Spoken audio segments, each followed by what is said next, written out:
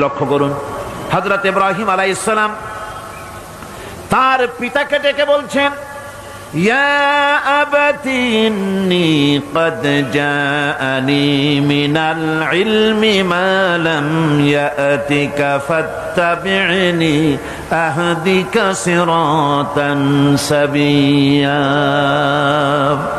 হে পিতা, বিশ্বাস করো, আমার কাছে এমন এক জ্ঞান এসেছে যা তোমার কাছে নাই, যা তোমার কাছে আসে না।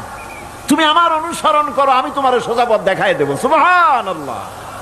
তুমি আমাকে অনুসরণ করো, যেহেতু আমার কাছে যে জ্ঞান আসছে ওই জ্ঞান তোমার কাছে নাই। ইব্রাহিম আলাইহিস সালামের কাছে কার জ্ঞান আসছে? আল্লাহ রাব্বুল আলামিনের জ্ঞান।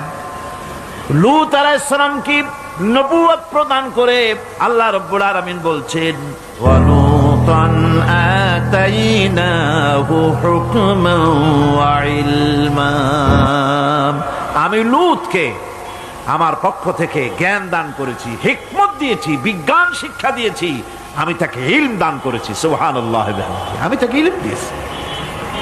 মুসা আলাইহিস সালাম সম্পর্কে আল্লাহ পাক বলেন, ওয়ালাম্মা বালাগা আশুদ্দাহু ওয়াস্তাওয়া আতাইনাহু হুকমান ওয়া ইলমা।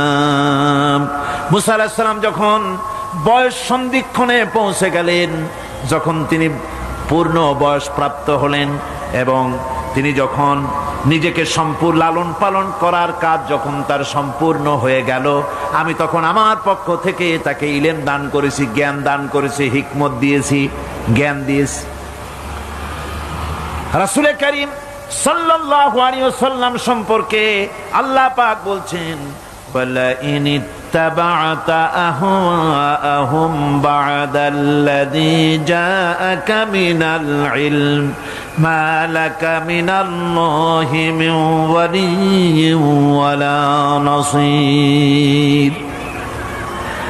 তুমি যদি জ্ঞান লাভের পরও তাদের প্রবৃত্তির অনুসরণ করো, তাহলে আল্লাহর কাছ থেকে তোমাকে রক্ষাকারী কেউ থাকবে না, কোনো সাহায্যকারী তুমি পাবে না। আমি যে জ্ঞান তোমাকে দিয়েছি এটারই অনুসরণ করো, এর মধ্যেই মুক্তি, বিশ্ববাসীর মুক্তি এই জ্ঞানের অনুসরণের ভেতরে। প্রত্যেক জাতির জন্য আল্লাহ রাব্বুল আলামিন নিজের পক্ষ থেকে রাসূল পাঠিয়েছেন।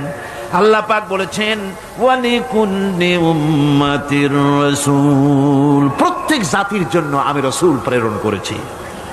এমন কোন জাতি নাই যার কাছে নবী রাসূল পাঠানো হয় নাই।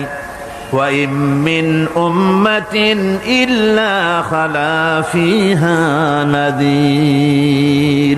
সমস্ত নবীদের কাছে, সমস্ত উম্মতের কাছে, জাতির কাছে আমার পক্ষ থেকে আমি নবী পাঠাইছি। কোন সুবহানাল্লাহ।